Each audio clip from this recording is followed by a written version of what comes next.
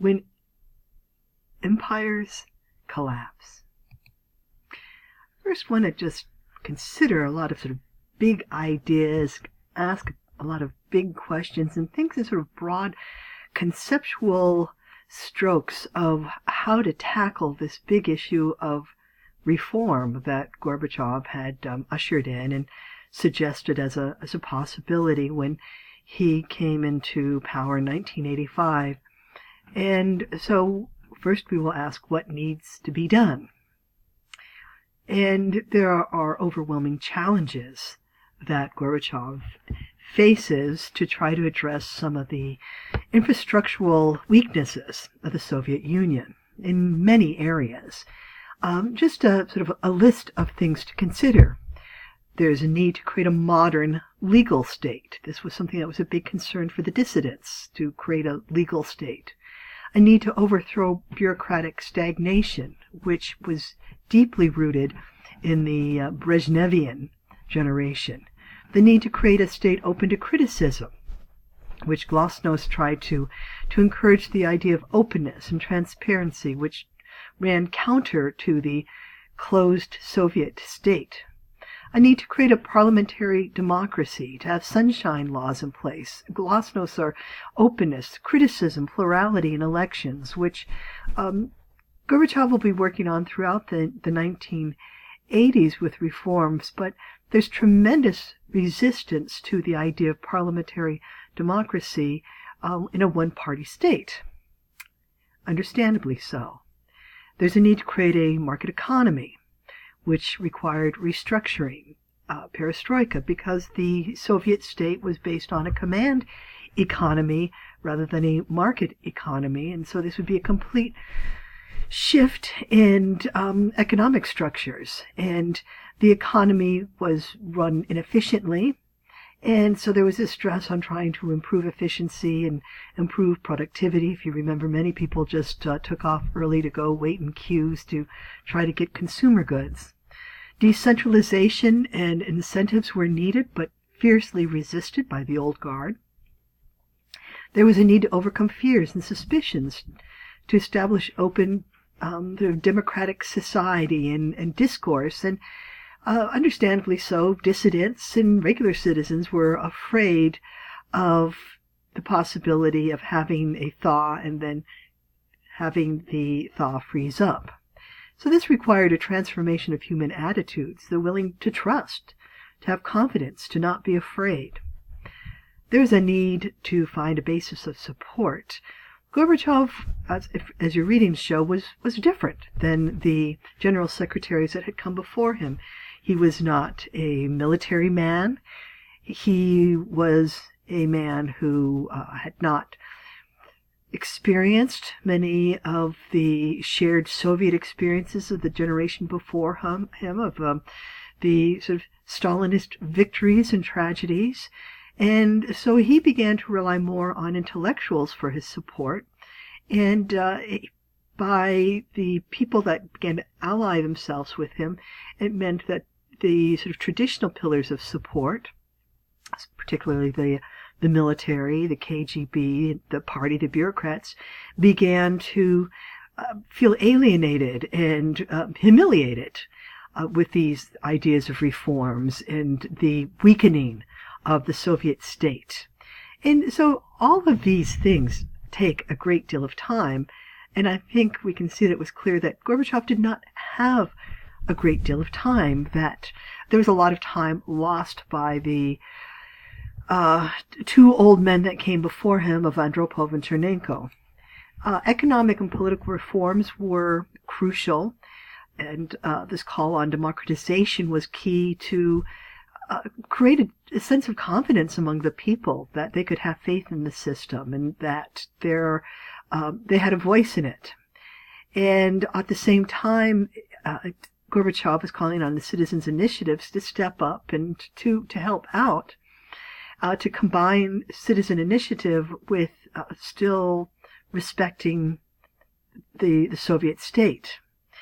And these things then sort of collide, the idea of asking the citizens to be open and willing to change, then ultimately made the Communist Party forced to face the fact that it had to also become open and change. So this was a balancing act that you could say sort of the writing was on the wall, that it probably wasn't going to work to try to create a parliamentary system in a one-party state.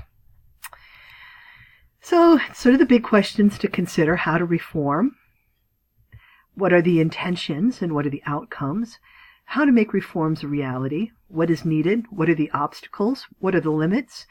Gorbachev wanted to modernize, but how to modernize? And ultimately it led to the unraveling of the Soviet state, the Soviet system. And why did this happen? Why was the Soviet state and the Soviet system ultimately unable to remain intact? And we will be looking at this when we begin to look at sort of the Yeltsin years. Problems that need to be addressed also include the lack of civil society, the idea that there's not a civil society that can balance the demands of the state, a civil society that has a voice, and organizations, associations, and an identity apart from the state. And this has always been sort of one of the concerns of looking at Russian state and society, is that the civil society under this very strong authoritarian state has always been weak and lacks a sort of vigorous independence of some of the other civil societies you would find in, say, Europe. And there's this sort of bureaucratic mind-numbing inertia that needs to be addressed. And because it is so mind-numbing, it's hard to actually address it. The lack of a legal state and the need for rule by law will remain a key problem. I think you can see that this remains sort of a problem of having a strong authoritarian state where a strong authoritarian ruler prefers to not necessarily recognize the rule by law, but to recognize the rule by them. And there's this corrupt party mafia that abuses its privileges and is visible to the rest of society. And this corrupt party mafia is, of course, very hesitant to have any of its powers taken away. The state controls information. We've seen that with the Chernobyl incident. This is the wider context of the arms race in the Cold War. And remember, the Soviet Union is willing to spend a great deal of money on having first-rate military apparatus, and doesn't really care if the consumers have blenders or VCRs. There's overall an economic decline and low standard of living, but then it should be acknowledged that even though there is a low standards of living, that people do have health care and housing and are sort of taken care of enough. Remember, that was sort of the Brezhnevian contract. There's poor quality goods, there's lack of consumer goods, there's a decline of agriculture, there's just many unfulfilled promises, frustrations, economic discontent and detachment, growing disillusionment and pessimism, high rates of alcoholism and drug addiction and crime and cynicism. But on the other hand, this is one image, and the other image shows people that are fairly content with the system and are very patriotic in terms of the Soviet system and are proud of being a Soviet citizen. Right? They are one of the great superpowers. They are leading in the space race, and so there is this sort of mixed image of the Soviet Union of frustration and discontent, as well as patriotism and pride. More big questions. Told you there's going to be a lot of big questions for this. How do you combine a democracy and strong central power? This is going to be a big question, as we will see into the 21st century. It's very difficult. It's a challenge, isn't it? For Gorbachev, Gorbachev believed that to have a strong state power required high-quality leaders. And he was a very intelligent, decent leader. And so again, sort of fit this criteria that he could be a strong power, but have strong ethical standards and sought to stamp out corruption and stress ethical behaviors. And that also ordinary people needed high standards, that high standards should be expected out of everybody. And so Gorbachev also, one of sort of his guiding beliefs was the promotion of universal human values and morals. And he was serious about this. Macaulay argued that this was very important to remember that for Gorbachev that everybody needed to be held to higher standards. And Macaulay argued that Yeltsin was a weak president and a strong presidency. And we'll see the problems with that. So how to create a multi-party state from a one-party state, and how to create a law-based consumer society. And this ultimately is going to be one of those huge questions we're going to be looking at. It's very challenging to go from a one-party state to a robust, viable, multi-party state. And this will be one of the big challenges that the post-Soviet society faces. Perestroika in Gorbachev's words. Perestroika, the economic restructuring or the acceleration of the economy, is also a key element in reforms. And I won't read the first quote of this, but you can pause and read that. But I'm going to read the second one because I think the second quote really sums up Gorbachev's views, not only in terms of economic reforms, but also of what he hoped to do and that he believed it was pragmatically possible.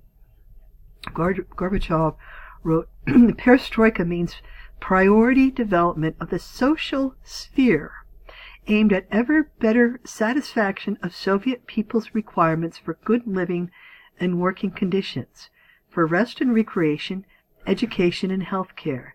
It means unceasing concern for cultural and spiritual wealth, for the culture of every individual and society as a whole. Now, this is much different language than what you would see in previous ideas of what the economy needed to have in terms of its priorities. It certainly wouldn't be the priorities of the Soviet people's rest and recreation.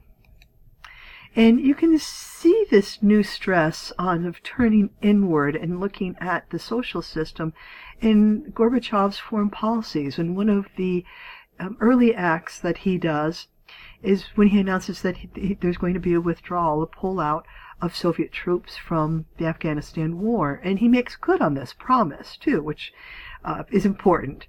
It's in your readings, it's very clear that Gorbachev, he's a civilian. He's a man of peace. He does not see violence as a solution. He does not want to use violence.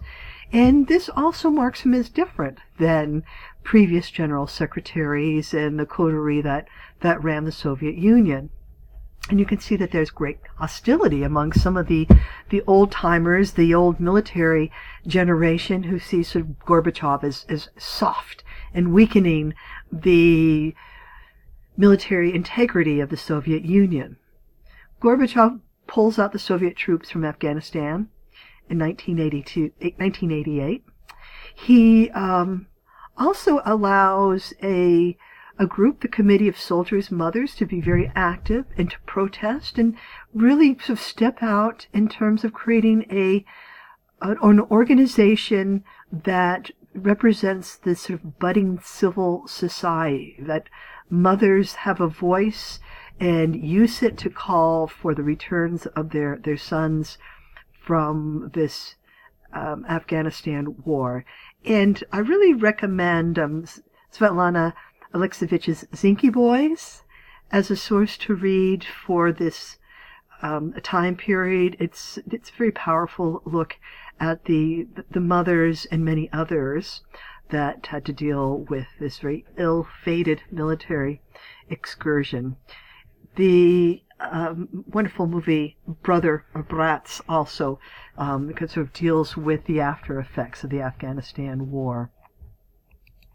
There's also the question of Eastern Europe in foreign policy, and Eastern Europe as a Soviet sphere of influence in the Iron Curtain. We'll look at this next week.